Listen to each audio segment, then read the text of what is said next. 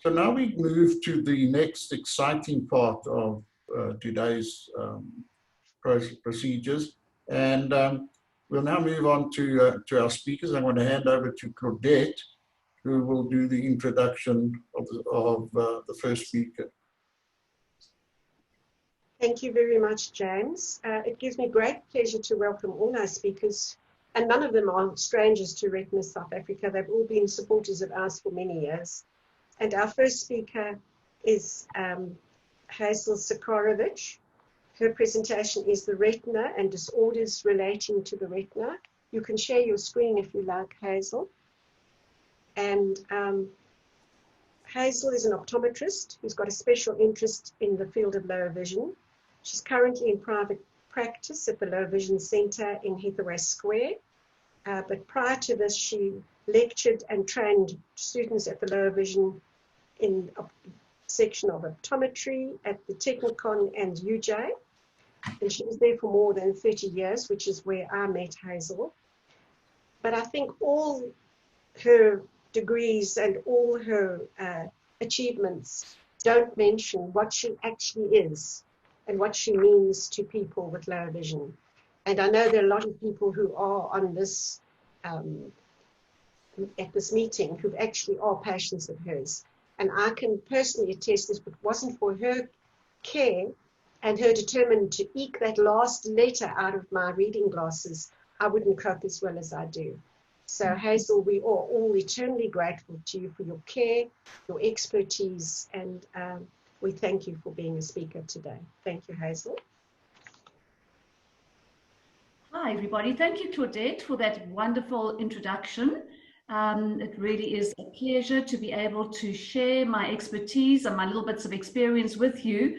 And I hope that you will all gain a little bit more insight. Just before I get a little bit further, everybody hearing me? Claudette, is it coming across all fine? Yes, clear, thank you. Okay, thank you, Karen.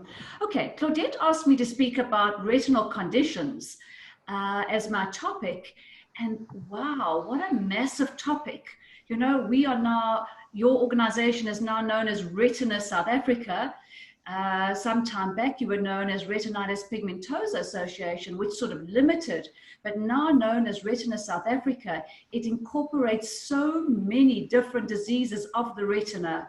So I'm going to do my very best not to touch on all the retinal conditions, but just to give you some background on what the actual retina is and touch on one or two disorders relating to the retina. Of course, there are many, many, many, many more, and I can't discuss them all. So let's just see where we go from here. Let's just look at what the retina is. I've got some background noise. Please, if you want to unmute yourself. Okay, there we go. Let's start on what is the retina. The retina is a very, very thin layer at the back of the eye that is very much like the film of a camera. A camera of the old days, not a camera of the cell phones that we use today, but the old day cameras, you have a film in them. And you could have had the very, very best camera in the world. But if that film was damaged, your pictures didn't come out. Those of you remember, you taking lots and lots of different images, go and have the film developed, and guess what? Half the pictures don't come out. That is not the fault generally of the camera or of the actual work itself, but very often of the actual film inside. So that is what we mean when we talk about the retina of the eye. I've got a slide that I put up there. The one on the left-hand side is the front of the eye. If you just look at the front of the eye, the black area is known as the pupil, and that is where the light passes into the eye.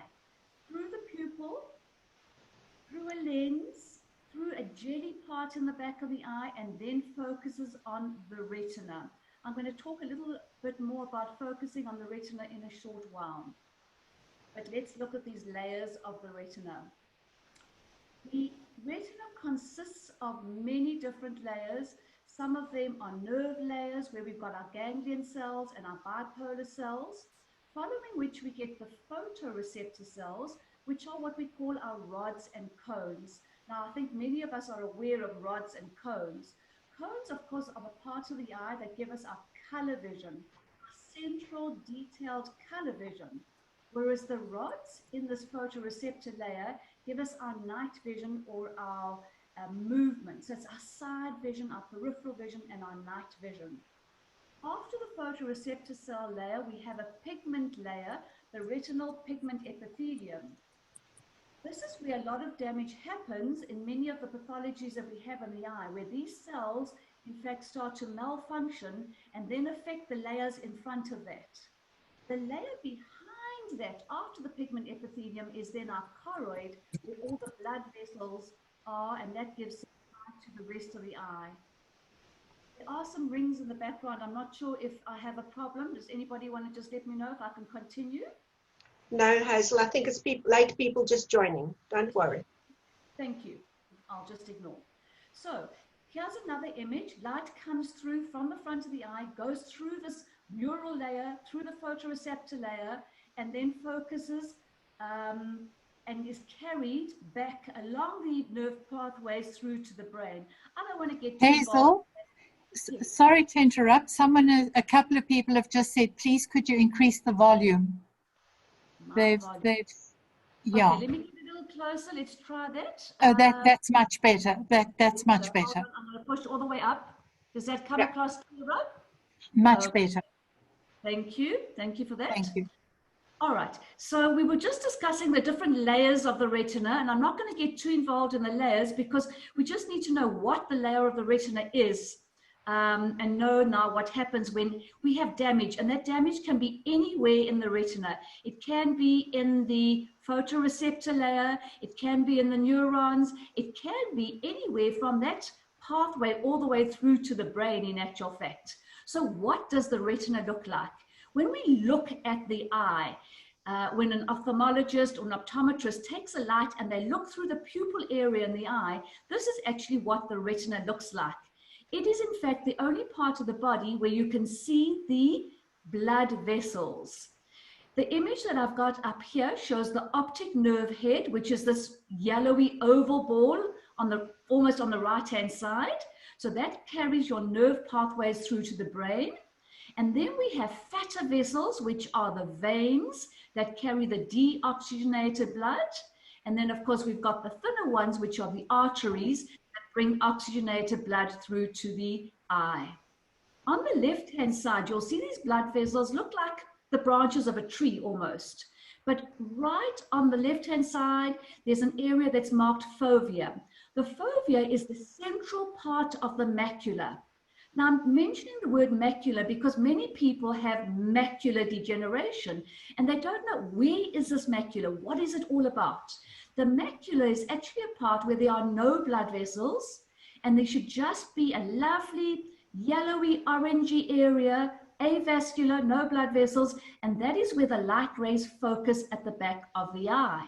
So what happens when light rays focus on the back of the eye? That gives us a clear image. When this light comes in, and if it does not focus in front of the eye, and now I'm assuming that this retina is not damaged.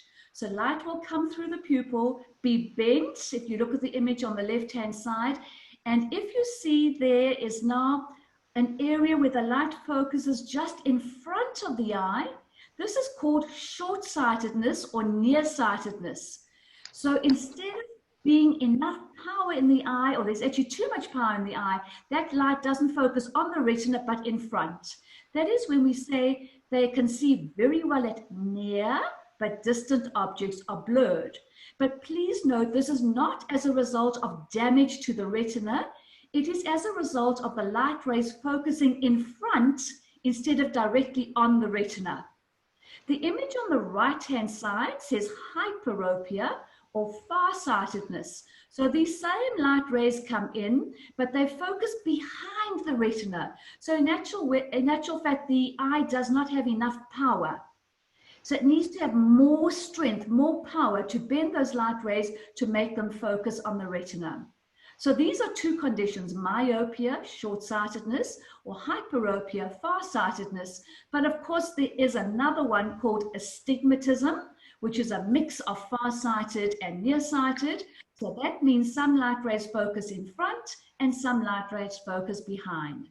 Whether you have any of these conditions, myopia, hyperopia, or astigmatism, these conditions can generally be corrected by wearing spectacles or contact lenses, or perhaps even go for some kind of laser surgery where they actually cut into the cornea to take away, either increase the power or decrease the power of that very, very first layer, which is the cornea. The other condition I didn't speak about, and I want to just briefly mention, is what we call presbyopia. When those of us get over 40, 45, our little arms are not long enough and you start holding your reading material across the table. That then means that that crystalline lens in the eye, which in fact is the part where cataract in fact develops, but that crystalline lens is unable to accommodate. It cannot react enough to make the light rays focus on the retina. But that's not what I'm talking about today, so let's move on to that. The next slide I've got up is one that was presented in a presentation I did sometime, well, not so long ago, but it actually piqued a lot of interest. So I thought I would throw in these two slides. But it actually shows you how the rods and cones are distributed on the retina. So I said to you just now that light rays focus on the cones, okay, which is on the macular area. And that's where you can see it has the maximum amount of cone cells. That's a red bell that you can almost see, the red line at the top. It shows that there are about 140, just over 140,000 cone cells per square millimeter in the middle part of the eye at the fovea. As we move away from the fovea, about 20 degrees away from the fovea, you can see how the number of cone cells drop dramatically, almost to below 100. They flatten out, but in reverse to that, the number of rod cells increase. So we have many, many, many more rod cells on the side that give us our side vision or our peripheral vision, but the number of cone cells reduce dramatically. And that is why when you don't look directly at something, you have an idea of what it is, but you're not able to see the detail. The next slide just shows you now the level of vision, which does very, very much the same thing. It shows that the cones give you the most vision. If you look, the slide shows the location on the retina in degrees at the bottom, and on the 0, which is where the fovea is, it gives you the maximum amount of vision. In fact, that's where you get your 6/6 vision or your 20/20 vision. As we move a couple of degrees away, let's take that same 20 degrees, you can see how your vision just drops dramatically. So we need those cone cells to give us detailed crystal vision. Okay, what is good vision? Well, we know we check vision by looking at a Snellen chart, and we know that 6/6 vision or 20/20 vision is what is considered, in inverted commas, 100% vision. So the cones give us our central, detailed color vision, the high resolution vision. The rods, as they go out a little bit, give us our motion, the movement, and night vision. So depending on which part of the eye is affected, the other part, if not affected, will come into play. But unfortunately, there are some conditions like a rod cone or a cone rod dystrophy that will then affect central and peripheral vision. And those are the ones that are far more challenging. So let's look at some of the common retinal diseases. Many, many retinal diseases, as I said to you before. I'm going to start just with a couple of them that are central vision loss. And that would be your Stargardt, your fundus flavimaculatus, an optic retinopathy, retinopathy of prematurity, macular pathologies, whether it be macular degeneration, a macular hole, a macular tear, etc., etc., etc. You can see I can actually go on and on ad infinitum. So let's just look at a couple of those, and starting with the central vision loss, which is the area of the cones that are now being affected. People that lose that central vision will have difficulty with reading, writing, and tasks of fine detail. they'll be able generally to move around a lot more freely, because when you move around freely, you are using your side vision or your peripheral vision. So you can see a shape or form, but you might not be able to see exactly what that detail is. I have a slide here showing macular degeneration. On the left-hand side is that what we call the fundus image, the image of the retina, where you can see that middle part that was meant to have nothing, whoops, see, we went back a little bit, which was meant to have nothing, has now got little dots or little splashes of color. It looks like little bubbles. And that's where the degeneration is taking place. The rest of the eye in macular degeneration is unaffected. So your side or your peripheral vision remains. The image that I show on the right-hand side looks like two balls, okay? Somebody holding two balls, that middle vision is smudged out, because that is where your central vision loss is. Just a little on macular degeneration, because it's a very, very topical subject right now, and there are many people, unfortunately, that have got macular degeneration. Just to say that there are two types of macular degeneration. One is the dry type, which is the more common type. About 85 to 90% of people have dry macular degeneration, and it is the degeneration that is slow, progressive. So they are both progressive, but it's a much slower progressive over years. People say to me, but Hazel, how long is my vision going to last? In actual fact, a very, very, very important factor is that macular degeneration does not progress to blindness. It remains in the macular area, which I showed you in the beginning was a tiny area in the middle of the retina. So it cannot progress beyond that. Having said that, it might feel as if you are blind in inverted commas, but you will always have side or peripheral vision, which means that you will see a shape, you will see form, but you will not know what the detail is. For example, there'll be a dog or a cat. You will know that there is an animal, you'll know it's a dog or a cat, but you won't know what kind of dog it is unless you get up close. Now, the wet form, look, just quickly on the dry form, I'm not quite sure what we put up there, but on the dry form, there is not much treatment because those little cells at the back of the eye, the cones, just start to dry up or calcify, for want of a better, it's just a simple term, slowly over time. But it's not a quick process. You won't wake up one morning and say that I haven't got the vision. In contrast to that, the wet macular degeneration, which affects approximately 10% of the macular degens, is the one that is less common, but its progression is much, much faster. It can progress in a shorter time as over 3 weeks. Those little drusen or yellow spots are much larger, and there is now leakage just beyond those retinal pigment epithelium cells, okay, that break up. And this can be treated, and many people are now aware of the injections that you get into the eye, and a lot of confusion comes with the injections because they then say, I have a dry macula. So the aim of the injections is to dry up the leakage. So it's to make wet not leak anymore. But it actually is a wet form or an exudative form of macular degeneration. But, you know, we could have a presentation just on AMD, which we're not here to do. I want to just run through a couple of the different ones. So here's an image of a face, a little young boy. On the left-hand side, you can see that there is distortion. So that facial distortion is very common on a dry macular degeneration. Patients often complain about the white line in the road having a little kink or a wiggle in it, or the burglar bars not being straight. So when you have that sort of an image, it's generally the dry macular degeneration, as opposed to on the right-hand side, you can see there is a face, but the middle part of that face is disappearing. Yes, there's a little bit of distortion behind it as well, but we're now losing detail. So that would be the way a person with dry versus a person with wet would actually see. I decided just to put one slide because I think this is one of the most important take-home messages is what can you do to prevent macular degeneration, or what can you do to slow down progression? Because that's what it's all about. We have the diagnosis, but what can we do?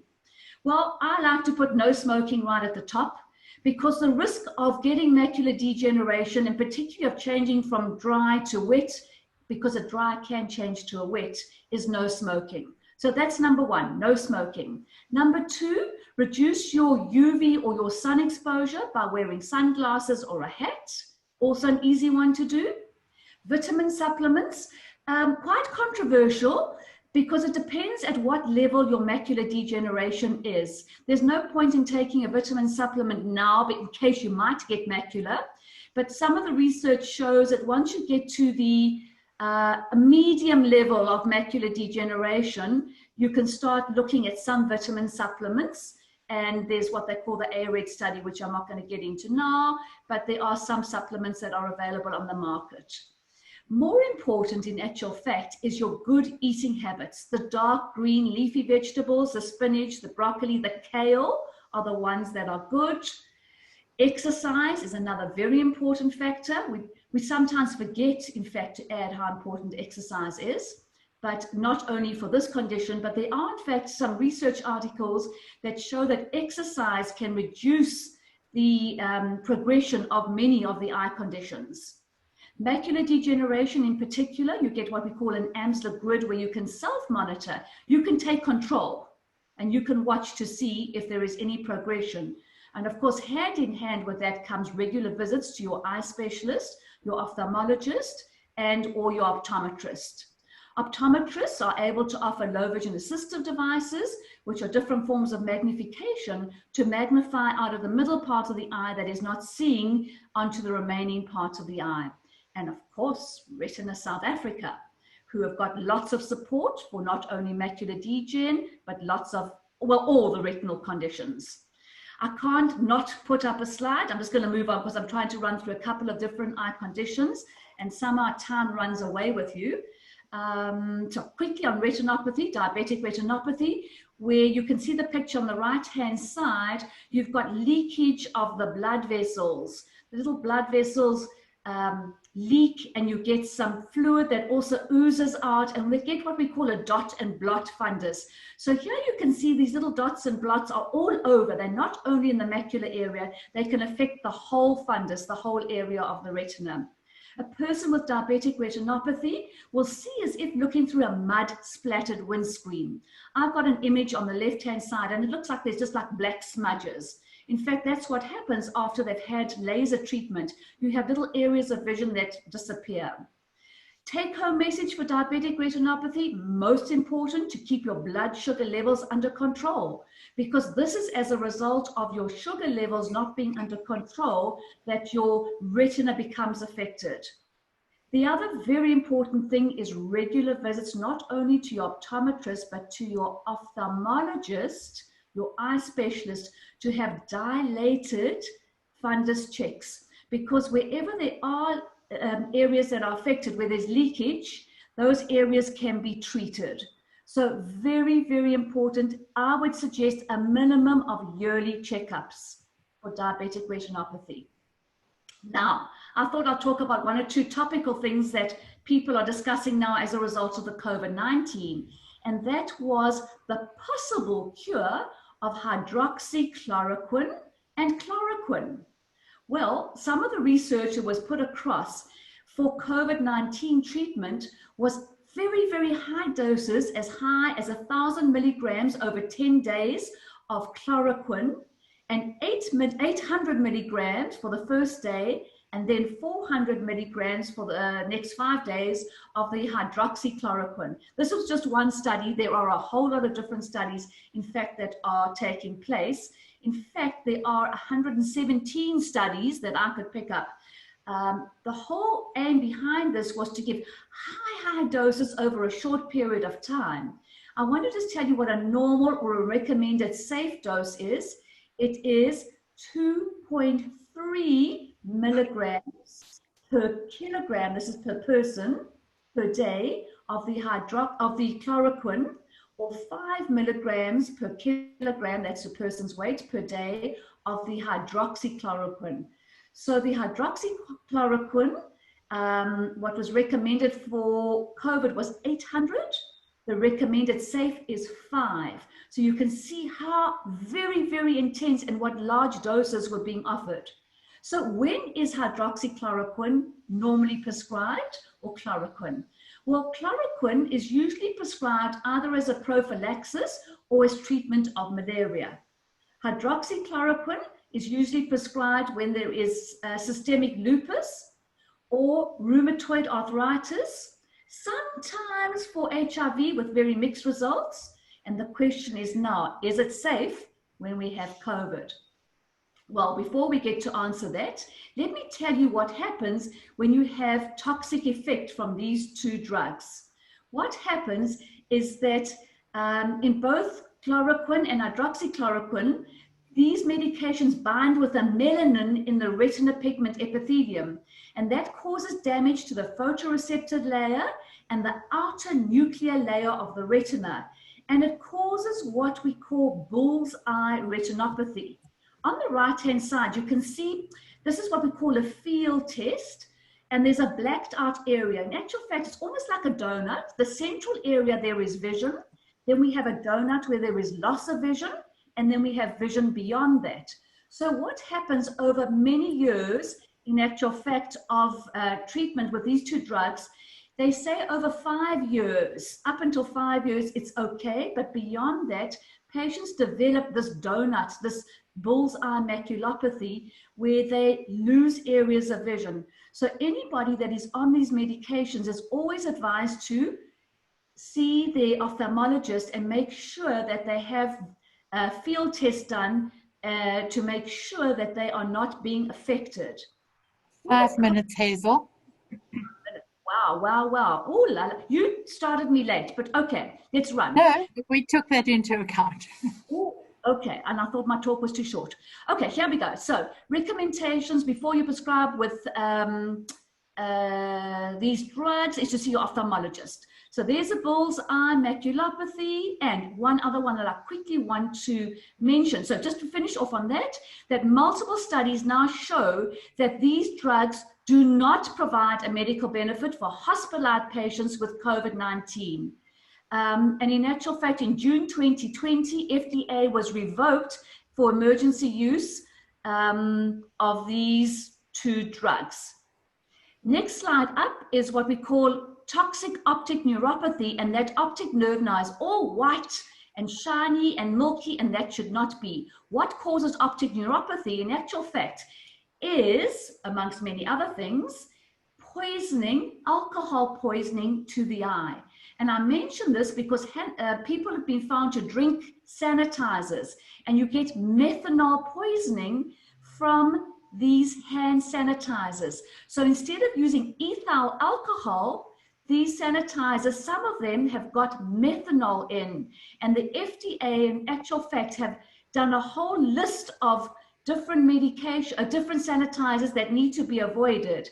And the bottom of my slide, there's www.healthline.com. On the 29th of July, you can find a list of the sanitizers that have been listed to be avoided. So what happens if we have this, in actual fact, that not only is there a possibility of blindness, but there is also a possibility of death. So please do not drink any sanitizers under any conditions. Okay, no hand sanitizers, just generally by the way, have been approved by FDA. Interesting, isn't it?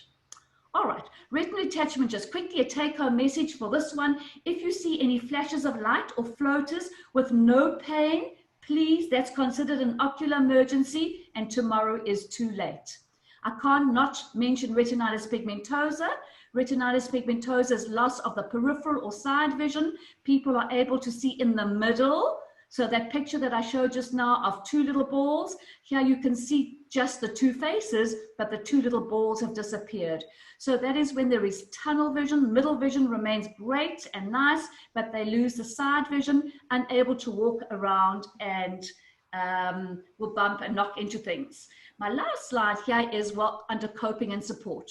What do we do if we think we've got a retinal condition? Number one, regular assessments by eye care practitioners, whether they be an ophthalmologist or an optometrist. This is a take-home message to everybody. Consider prescribed low vision assisted devices if appropriate. Don't forget about that. Very often the eye specialists forget to mention that there is such a thing as low vision assisted devices. And not so easy to find optometrists, but if you get hold of Retina South Africa, they will put you in contact with someone or some organization or people, optoms, that are able to offer that support. Another quick one is modification of the environment. So even if we can't get hold of low vision assisted devices, today there are always things that we can do.